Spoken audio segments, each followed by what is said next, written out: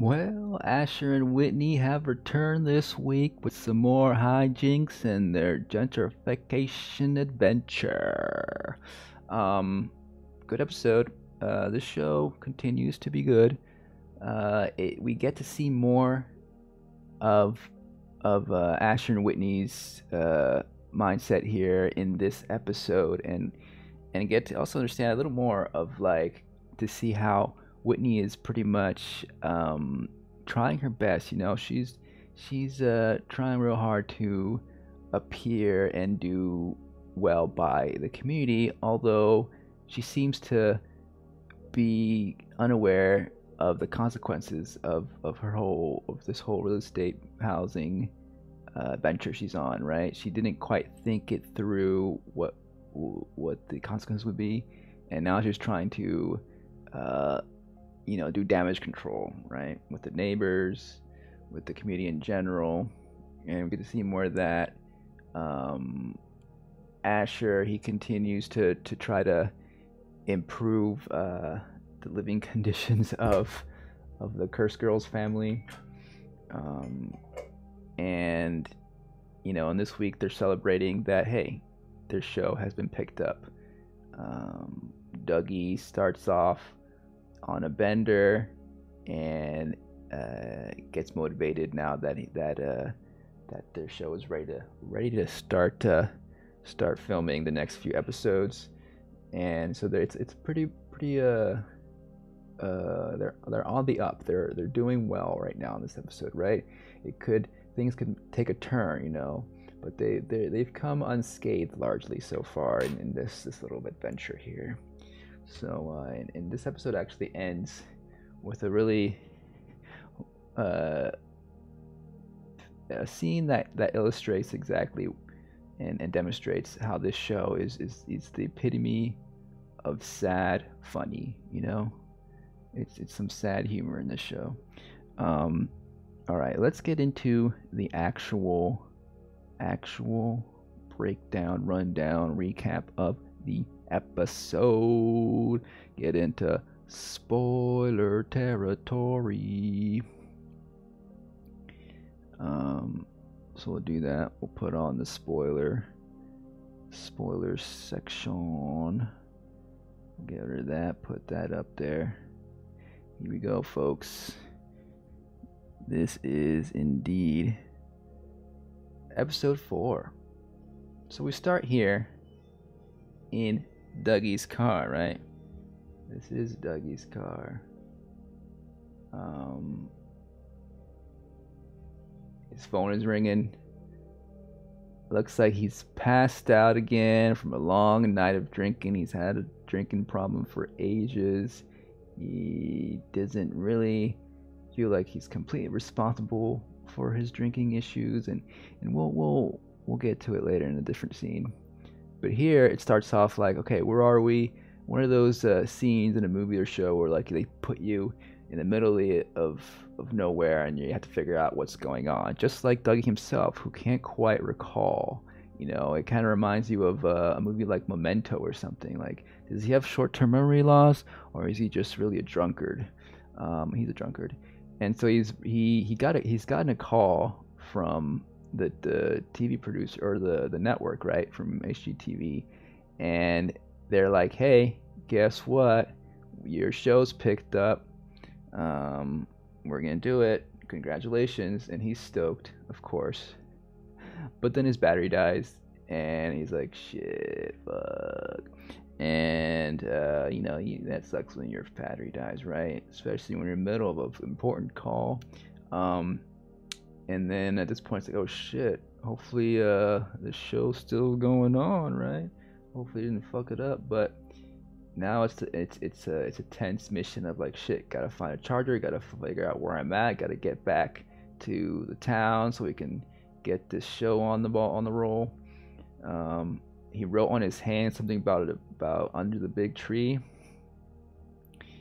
and he seems to be in the middle of nowhere, some kind of oasis in the desert, and looks around, a bunch of cars, no one's around, and he goes on an adventure to find that big tree and digs, you know, like some kind of lunatic here, right? Didn't get bit by the scorpion, like luckily. Found a piece of pottery, you know, where that, you know, what is that about? Could that be foreshadowing to something? You know, it looked like an old piece of pottery. I couldn't quite tell the origin. Could be from the people, you know, the indigenous, you know, people who lived here long ago.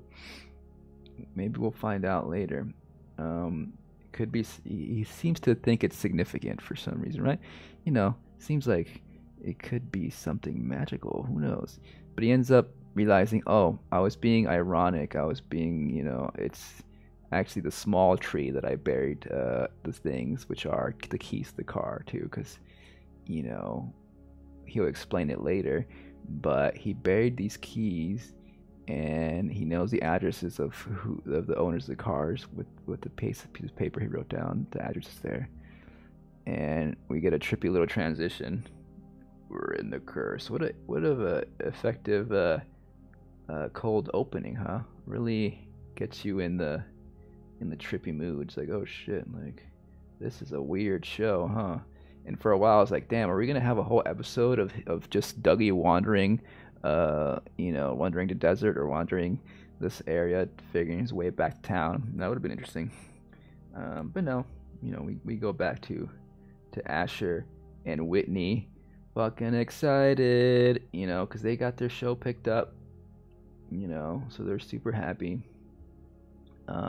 Some awkwardness here, authentic, cheesy celebrations, air guitar. You know, this is what Whitney sees in Asher, what they want to be, what she feels they should have in the show. You know, Asher being like this. You know, I guess, you know, more broadly funny to an audience. You know, air guitars, right? Who doesn't love a good air guitar in a sitcom? And he goes ahead and puts a cowboy hat. It's just funny for how, like, you know, kind of by the numbers funny this is. You know, it's like it's funny because it's not funny. And so they're the producer here, the TV exec, whoever. She's like basically saying that maybe we should steer clear from the families who owned the property beforehand. Let's not focus too much on them. Let's make sure they seem happy and everything and taken care of. Which is kind of, you know, against what Whitney wants. She wants to show, like, you know, their perspective more and help them, you know, really help them, and not just, you know, disregard the previous community. You know, but then Asher's like, oh, you know, we can't show everything. We're gonna have to make some cuts. You know, like this is a show about the houses we're making. And Winnie's like, kind of like, yeah, I guess so. And I feel like this whole sequence is kind of like a commentary. It's kind of like a self-aware commentary on the show itself, right? On the idea of like, okay, we're making a show about gentrification. Are we gonna show the stories of the community, or are we just gonna focus on the rich? You know, are we just gonna focus on the people who buy the homes? Or are we gonna focus on us, the moguls here, the people who run the show? And you know, it was a bit of a criticism I did have with the first couple episodes, where I was thinking like, okay, are they gonna just purely focus on Winnie Asher here and Dougie, and sideline the actual community and the people who live there, the people who are being affected most by the rise of rent, the gentrification in general, and luckily, and I think they did give us more of the community's perspective in episode 3. So I think they have been doing, they are aware of that, and they are trying to show more sides of the story. But of course, I think the show here is kind of like going after an easier target, which is reality TV. programs that are sanitized and meant purely for entertainment without trying to challenge the audience, you know. And that's what HGTV's producers and execs are saying, like, hey, that's our audience doesn't want to engage with that serious content, you know. But then again, like, by cleaning this whole scene, it's kind of like self-aware, like, hey, this show may not be a reality TV show, but it's still a show about gentrification, and it's still being shot in a community, right? I would like to know more about the making of the show, which we hope to learn more of as the season goes on. Maybe I can read more about it, but like this show itself, like, you know, those houses are built, I imagine, only for the show. Like, is like the people who make the show, they're gonna, you know, maybe get some Emmy awards, maybe they'll get some recognition, you know, I'm sure Nathan Fielder will get some more success from the show. We'll get some deals to make more shows in the future. You know, everyone's going to benefit. Showtime may benefit, but then again, is Showtime, is Nathan, is Emma, are they thinking, are the Safdie brothers, you know, are they thinking about the actual community that lives in this community they're filming in? Are they gonna be playing? Are they gonna be more like Whitney, more like Asher, in the sense of, like, are they gonna try to help? Are they gonna try to provide? Are funds, you know, gonna be put into the community, or are they just gonna shoot this fun satire, exit, and then that's it?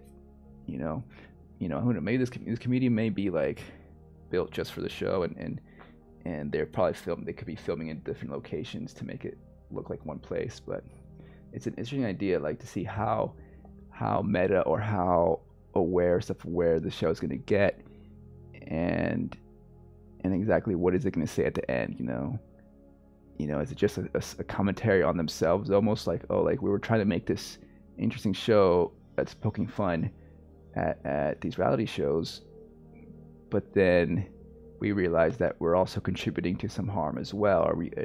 And is that in the show examining the creators themselves, kind of how, like, in the rehearsal, you know, Nathan examines, you know, his role in manipulating, you know, his clients and etc. And so it's interesting, you know. It seems like it could go deeper, and we're not even halfway, so there's a possibility. So it's definitely one of the more interesting scenes of the series so far, you know, illustrating really, like, maybe what the show is about to tackle, you know, what it's trying to say. Let's go on. And right, also she's like talking about this. She's like saying, oh, you should probably take these comedy classes, you know. And he's like, well, you know, I'm actually, he thinks he doesn't need them. And she's awkwardly trying to be like, oh, it'd probably be good for you, you know, because I want the people to see who I see, you know, what I see in you, your funny air guitar self, you know, unlike the more awkward on camera, you know, self. And then she's like, well, are you gonna take it too? And she's like, you know, she never thought about really taking it, but I think in this moment she's like, oh, maybe I could, maybe I should. But, you know, of course, she mostly wants him to take it, and I think only he ends up taking it. And now we transition to some more of the consequences of their business venture here, right? You know, a neighbor comes by and it's like, hey, one of these guys who moved in that you sold the house to, he's accusing all us of stealing his packages, and has some kind of pretty racist rhetoric in his messaging here in his little note. And so Whitney's like, oh shit, I gotta take care of this. While Asher doesn't really take it too seriously. And the funny thing that ends here is that they have this doorbell here that records, has a camera. A lot of suburban people have this, right? A camera at their doorbell, and it just announced that it was recording. And he was like, oh, no big deal. We were just we don't really like look at that, you know. And they go back to their house, you know. And of course, I do wonder if that's gonna come up later. Like, you know, it seems like there'll be a moment where he will be using the camera footage he gets, you know, for his own purposes. And, you know, but it also kind of foreshadows later on in their scene that we're gonna get to. And so he doesn't really want Whitney to really get into much of a big argument or debate with this Vic character, like the house owner, who's sending those flyers out, because he could provide some technical assistance with the show, and he thinks that you get a cheap discount with him, so he doesn't want to antagonize him too much. And when he's like, "Oh, I'm not gonna like punch him or anything," and because you know Asher's more concerned with the show, while she's, you know, it goes to this basically this episode goes to show like, yeah, Whitney is has a little more heart and does want to make things right, and has some good intentions, you know. And so for the first time, I think, you know, she's like, you know what, I'm not gonna drive there. I'm gonna take a walk, you know, actually take a walk, you know, something that hermits tend to avoid, and also gentrifiers who probably feel awkward walking in the less fortunate parts of town. You know, she's like, you know what, this is my community now. I live here. We're gonna make this a great place, and I'm gonna simulate, you know, make sure I get to know everybody. But it's like, it feels like the first moment she goes out, the first moment she's like, oh, I'm gonna say hello to neighbors, and she's acting all friendly and everything, all nice, you know, as she says hello, feeling good about herself, you know, like, yeah, I'm wanted here, I'm desired here, it's fine, it's okay. You know, she's at least trying to connect, you know, with the community.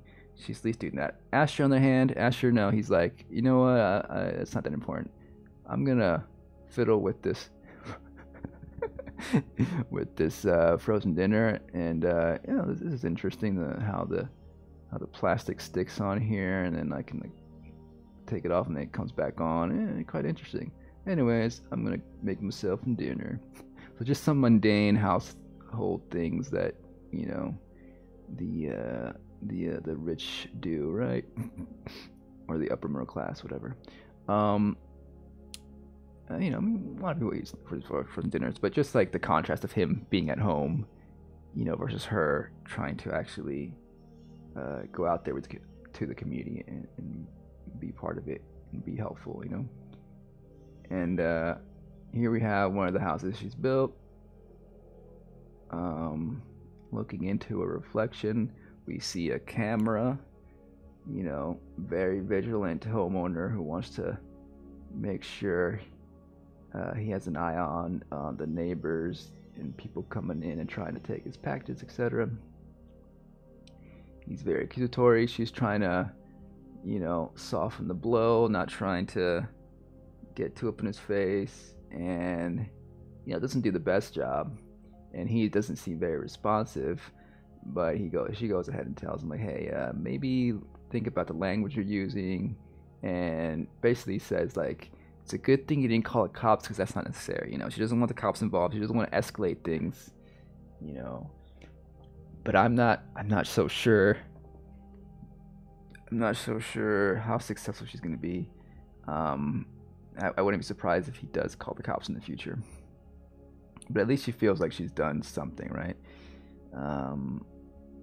And, you know, this whole sequence is basically her like realizing, shit, like, I didn't really think that the people who would buy these houses would just do as they please and become toxic to the community. You know, this guy replaced the stove with a gas one, and now it's polluting the environment. So the house no longer qualifies as eco-friendly, and so, you know, she's pissed about that. You know, he defends it. He's like, well, it's my home, I bought it. and Asher's like, yeah, we can't really do anything about that. You know, once the owner owns the house, it's up to to them.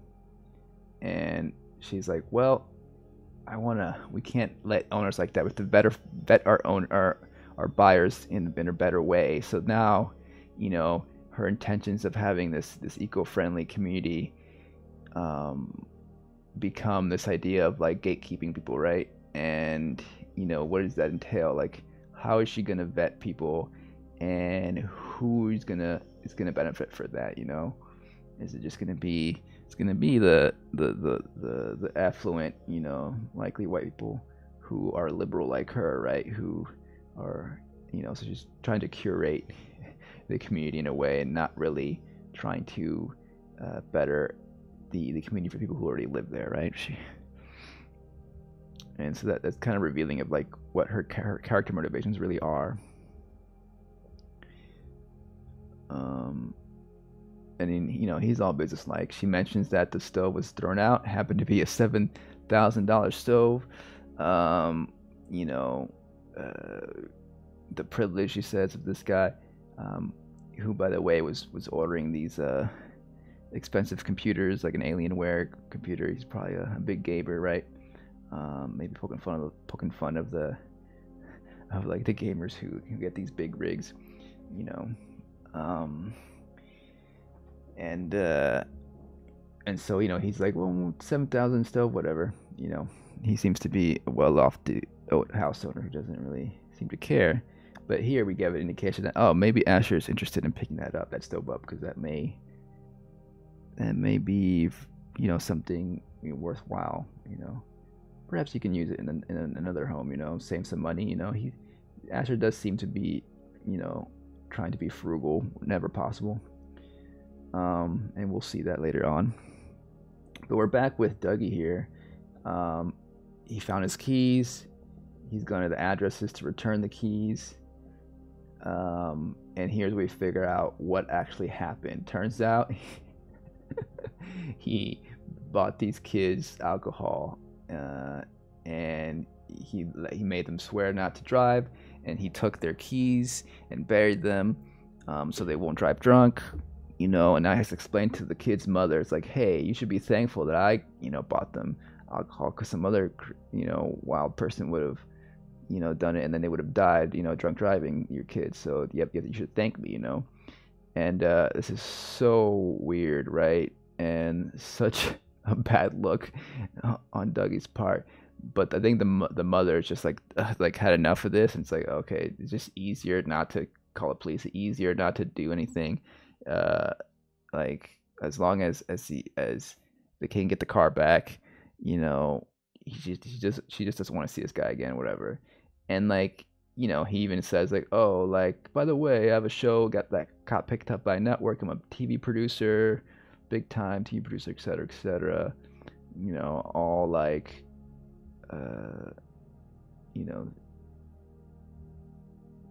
super confident about it.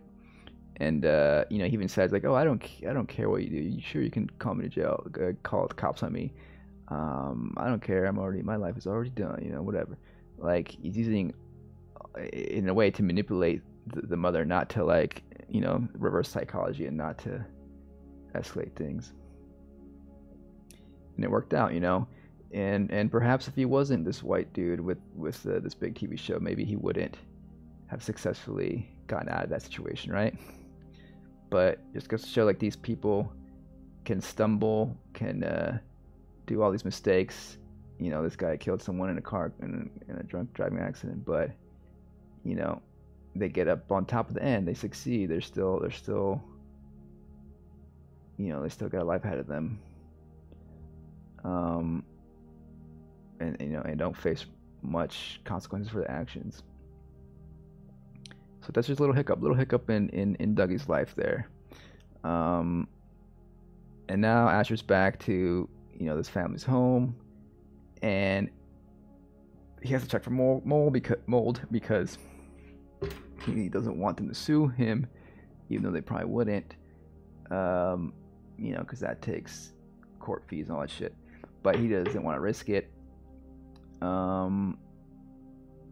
So you have to check for mold. And this is something, anyone who's rented has probably had a similar experience where the landlord or owner has to come in and inspect your place, right? And it sucks, because you don't when you have your place, you want to have a sense of privacy, and when you're renting, you never quite have that, So that's just another little illumination of the renter's life here in this show, of like, hey, like they don't have their right to privacy all the time, because the landlords and the owners are going to come by to check on things, because it's they own the place, right? It's their place, so they can do as they please in a way, Of course, there's a lot of renters' rights in different states, when it comes to a lot of these things, but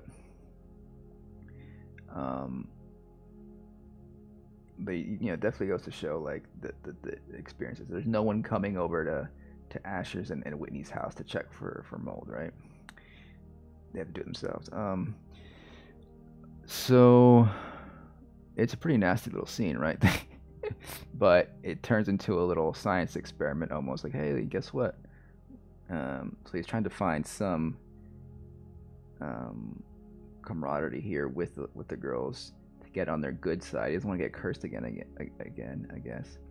And he's just an awkward kind of guy that I guess wants to be seen as an uncle, which is a weird move here. Like, you're the fucking landlord, dude. No one really thinks of you as family. What the fuck? But he wants to be the nice landlord. He wants to be the nice guy. Like, oh look, I'm the good kind of landlord, the good kind of guy, the good kind of owner here.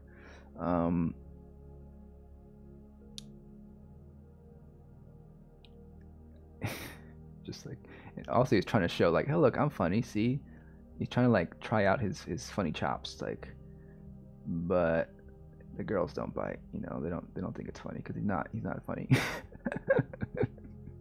which is some good acting improvisation on Nathan Fielder's part of like pretending to be authentically funny while not being so, and just it's like a whole different layers of acting there.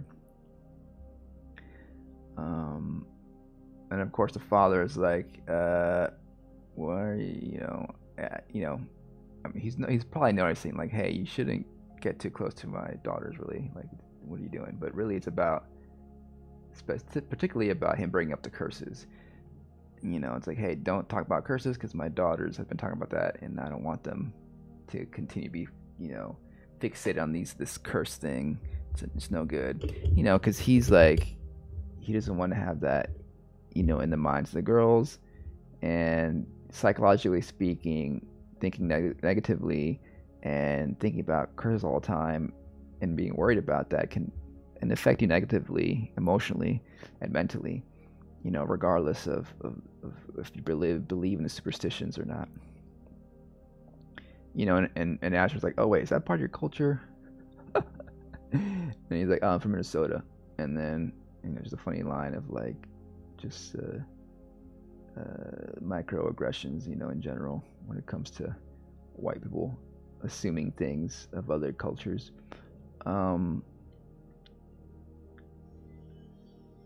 And so I guess maybe that'll be it for the curse, right? He won't bring it up again.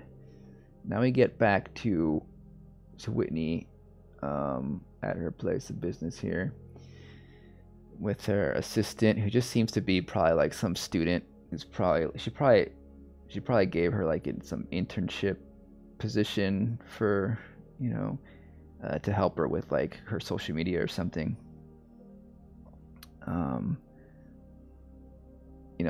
So this girl's not really too competent when it comes to these things, or she's young, whatever, but she's using her to she wants her to like, she's using her to confront Fernando, or is that his name? Fernando, this guy here.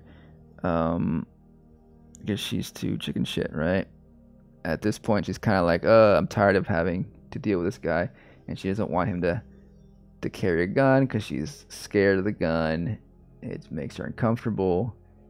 and it seems like she's implying that, hey, can you like fire him for me? Because she's like, oh, we don't really need him anymore because the coffee shop's gonna open soon. But I guess maybe she's gonna hire him in the coffee shop once it's open again. But she doesn't want to do it herself. She lets it, and it turns out that the girl can't quite do what she wants exactly. She's like, oh yeah, I told him he won't bring the gun. But it seems like he's still gonna be there as a guard. So maybe next few episodes from now she'll actually confront him about it. I don't know. And now we got the stakeout.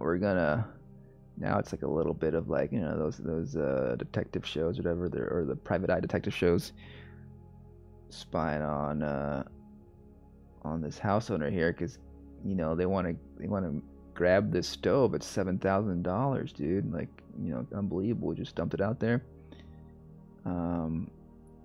But this scene is an illustration of just how Asher uses people, and he's really unconcerned with the people below him, right? He's like, yeah, you can do it. Why don't you just grab it? Because as we saw earlier with the doorbell camera, all these people here have these cameras looking out, right?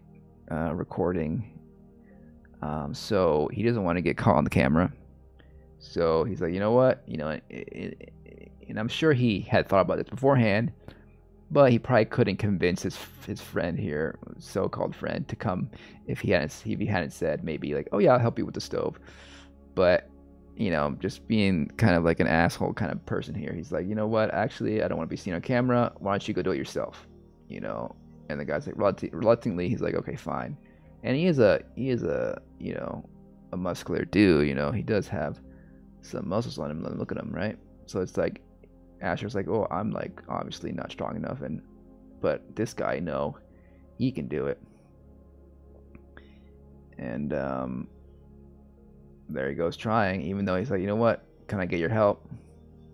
Asher's like, no, you can do it, because he's a wuss, this freaking Asher dude. And guess what? It tumbles and falls. And oopsie daisies. And now it's ruined, and now they gotta leave. It's like, well, it broke. It's not worth as much anymore. Let's get out of here. Forget it. And they leave. And that was a little comedy bit, just to goes to show of how much of an asshole this Asher guy is, and he just wanted, trying to be frugal and probably use that stove for another housing project, or one of the other houses. But nope, whatever. He doesn't care enough to actually maybe help out. Maybe he could have even put like a big old hat on and sunglasses. He had sunglasses on already. Like, he probably could have done away, maybe a hoodie or something, if he really didn't want to call on camera.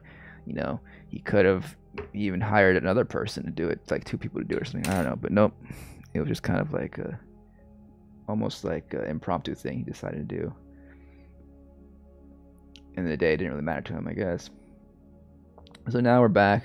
Dougie is back from his adventure with the drunken kids, or the drinking kids, and he's all happy. It's like, oh shit, we got our post-it note board up. We're gonna get this show on the road, and he wants to include Vic in the show. And at this point, Whitney is like, we can't have Vic, like the racist guy who gave out those flyers about the stove guy. He doesn't want to have him in the show because it's a bad look, right? That's not the type of community she wants to portray for her show. And Dougie's like, you know what? That would have been cool. Like, the conflict of like this racist dude against the community. It would have been an interesting show. And because basically he's the kind of producer who's unconcerned with platforming a racist or a bad person for the sake of creating some edge humor or some conflict, or controversy, for the sake of the drama in the show, not so concerned about the actual people living in the community, not so concerned about the effects of that, but just for the glory, really, of creating this impactful show or controversial show. And you realize, she's like, okay, whatever. I guess we won't be able to do that. But in that, he mentions like, oh, let's focus on these other house owners, but I don't know if we've seen them. So I do wonder, who are these other house owners? I guess they probably won't be like racist, but they probably just be like Asher and Whitney or something, just like the typical, allies, supposed allies, upper middle class, eco-friendly allies of the community, supposedly. And then he brings up the curse. Dougie doesn't really think about it or pay attention too much until he brings up the idea that Asher's chicken was missing. And he does say, which I don't recall, he does say that the chicken was stolen before the girl cursed him. So I guess that indicates that she cursed him from the future. I don't know, or that Asher thinks that the kid stole the chicken from from them, or maybe like went through the garbage and saw that the chicken was gone, and therefore that's why she said that. Even though, of course, that's very unlikely and unreasonable to think that a kid would do that, but whatever. But then Dougie's like, you know what? Take a look at the video. There's a little bit of static noise here when she curses you. And so he kind of feels like, oh, like, I got that curse too, or like that curse was felt through the air and in the spiritual world and was picked up on the mic as static, And of course, Asher doesn't really buy it. But Dougie here is now like, actually, I think I've been cursed for a while, and or maybe is he suggesting that she cursed him from the future, and this is the moment he got cursed to the static, and that affected the moment where in the past he was drunk driving and killed his girlfriend or whatever, and like, was it his girlfriend or his wife? I think it was just his girlfriend.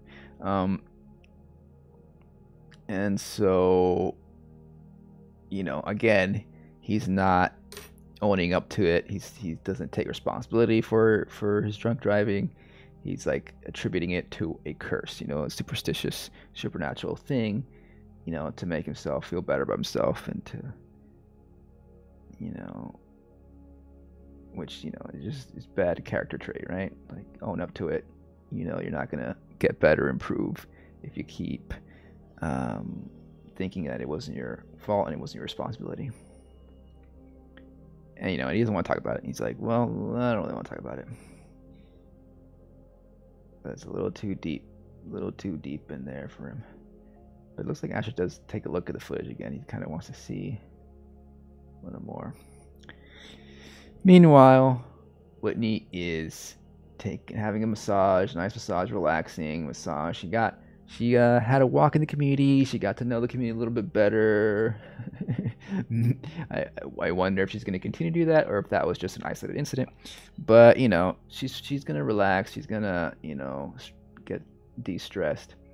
Get a massage, and right here she asked to prepay for another person, and it's not clear who it is, but we can guess. The dude's like, oh, is it, do they have insurance? And she says that probably not, so she's gonna pay for it. So is it the guy, the guard she hired, the guy from the first episode? It could be that guy. Could it be, the curse girl's dad? It could be different people, but somebody of the community who doesn't have the means to pay for it, right? So that's one way of her maybe feeling better about herself, like, yeah, at least I can provide some massages to these people, right? who may not have health care cost covered, who may not, you know, have insurance or whatever. So, you know, feeling good, I guess. She goes back. She walks back home. On her way, she hears some people singing, like it seems like a religious ceremony going on here at this place. You know, I'm not sure. This doesn't seem to be one of the houses she's built. But it seems to be in that neighborhood. And it seems to be someone well off, right? And we see here it's some sort of religious ceremony, and it looks like a Sikh ceremony, right? The turban and everything. I think it's called something, not turban. I think it's called something else. But they're actually like, they're all white people, it seems. Maybe there's some that aren't, but the people who are focused with the camera are these white folk doing these Sikh prayers, and the Sikh religion is from India originally. So to me, this kind of illustrates appropriation, you know, of these more affluent people moving into the community, appropriating cultures, and using that to better themselves, right? And without really giving back to the community or acknowledging them in a significant way, you know. So it seems to be that type of commentary. I do want, you know, when he doesn't really join in, she just watches. You know, perhaps she will join in later on this season. You know, is she gonna become self-aware? Is she gonna realize that, oh shit, like maybe I shouldn't be doing stuff like this? Maybe I should. This real estate venture, this show, isn't really what I thought it could be, and it's actually doing damage to the community. You know, is she gonna get to that point, or is she gonna be put on one of these outfits and start praying with these white folk here? Like, which way is she gonna go? You know. And here we have Dougie. It's just like the YMCA, or like a local pool, right? And he's trying to relax by himself, and he seems annoyed that some kid gets in the pool. It's like this is I think a community pool, so maybe is it the hotel pool? Maybe, I don't know if it's hotel pool. Maybe it's that. But he seems upset because he feels like he probably feels entitled to the pool. You know, just another illustration of his narcissism and egotism, right? He feels entitled to the pool and gets upset that the kid goes in, and it's like, okay, fine, I'll leave. And then he goes back to his car and looks at the piece of pottery he found underneath the tree. You know, seems like that could be important. Maybe he feels like it's some kind of talisman or some kind of special artifact. You know, maybe it's a good luck charm for him. We'll see what he discovers, what it ends up being for him later on. And now we've come to the final scene of the episode, is the comedy class. It's like a corporate comedy class to get people, you know, who are doing these comedy shows, or just in general, people in the corporate world who want to do safe humor, basically, without really alienating anybody, and without really any, you know, just like simple dad humor that's not gonna, maybe even less than dad humor, just like simple corporate humor that is safe to be on for a broad audience. You know, it doesn't really have much commentary or meaning to it, which is usually just like funny faces, right? Funny faces, funny, you know, action comedy and visual comedy, right? And so they go around doing funny faces, and everybody laughs, right? Because he's like, well, we don't need language. We don't need to say these words that the youngins are offended by. We can just use our faces and do physical comedy. So they go around. Camera focuses on these people doing funny faces, funny little gestures. Some are a little bit shy about it, but they do it anyways. And each and every one gets laughs. Each and every one gets laughs. You know, until we get to Asher, who is pretty nervous, it seems, right? He seems quite nervous and like tense. He's like the most tense out of all these people. Some people were, a lot of people were kind of like a little bit nervous, right? But you know, they do something funny, they do something silly, whatever, and people laugh. And when it gets to his name, almost like a surprise scare or something, like immediately he makes a weird face. And it's not funny. It's kind of like odd and weird. You know, look how intense his face is right now. He doesn't even laugh at other people. You know, everyone else laughs but him when people do their faces, because I think he's focused too much on what he's gonna do. He's like focused too much on like, okay, I'm gonna have the funniest face. I'm gonna prove to the room that I am hilarious. And he does this really odd face with like, you know, like goes like this.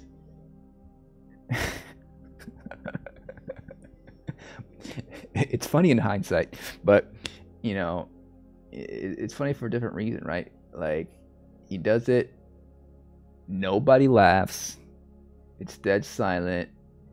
They go to the next person. You know, he doesn't seem to even acknowledge that no one laughs. I think he's still kind of delusional in his head, like, oh, that was probably the best one. But maybe it's starting to sink in right now. It's like, wait, no one laughed, maybe. And then the next person does something, and then people laugh at what they do. But here, Asher is all by himself. All, you know, no one's laughing at him. Goes to show, yeah, no one thinks he's funny. You know, even though he tries something off the wall there. It was a little too odd and too creepy to be funny. And what was, you know, and I laughed because of the situation, like because, you know, because no one laughed, and because it was so abrupt and so like confident in the way he did it, in the way he made that face, you know. So it was a sad type of funny. Like that scene kind of is the epitome of what I think this show is trying to get to, the tone of the show, which is like, people have called it sad cringe, which is, you know, just this idea that like it's uncomfortable, but it's like sad for the people involved, you know, whether on Asher's side or the community or other people on the opposite side. Like, you know, he's trying to be funny, and he's trying to demonstrate that, hey, like he's a good person. But the sad fact is that no one thinks so. You know, he can't really overcome that, and so there's this sadness in him because of that. And that's his insecurity he has to get over, and maybe he'll overcome that by the season's finale. You know. But just in general, the way the scene was shot, like very particular Nathan Fielder type of humor, you know, and even like a Benny Safdie type of humor. Sad, funny. That was episode 4. Good stuff, you know. The show's really digging deeper into the psyches of these people. We're really getting to see more of you know, these white ally upper class people, liberal people who outwardly are trying to present themselves as do-gooders, you know, and Whitney particularly is trying, is well-intentioned and well-meaning, but you know, is naive, you know, about her venture. Perhaps she thought, like, you know, I can be the kind of landlord, I can be the real estate mogul who actually does good for the world and actually creates a good community for the environment, and helps the community and the people around it, and it's good for the world, and so naively feeling that through this she can accomplish that without realizing that in order to do that she has to build these fancy homes that are only affordable to select few people, and to do that she has to displace the people who live there. And even if she provides some of the funding, some of the money from the home buyers to provide for the rents of the community, it's not going to be enough. The reality show is involved, and they're concerned only to make an entertaining show for an audience of privileged people. So I guess the show is kind of investigating that journey they're going through, as she and Asher are trying to succeed in this, and maybe Whitney's trying to get away from this image that her parents, have built for themselves of these bad slumlords. She wants to get away from that, and she can't quite do that in the way she's doing it, and then Asher, is trying to prove himself, with, he's just a dude with a small dick, and he wants to prove himself that, hey, I could be a good businessman, and I could be one of the good guys, while Dougie's trying to prove that, hey, I'm not the drunk driving asshole. I'm a genius producer. I can create amazing content. We'll see where it all ends up, but it's definitely a fascinating look, and we are getting to see multiple sides. We're getting to see, the Curse Girl's family, the guard, see what's up. People have speculated that maybe, that gun is going to show up again, and maybe he'll have to shoot somebody, and then that will create more chaos. We'll see if the show keeps, it's going to air or not. People have speculated that maybe the show would never get picked up, and we were just spiraling towards, some really bad times for Asher and Whitney. But it seems the show is getting picked up. But they're gonna keep shooting, so maybe it'll go wrong, it'll go awful, something will happen, and HGT will pull a plug. Who knows? We'll see. But I'm definitely fascinated. Definitely one of the most interesting shows right now, right? We'll keep on watching. We'll keep on watching, and we'll keep on laughing, cringing, and being kind of sad and uncomfortable. But that's what cinema and TV should be about, right? Maybe. That's the curse.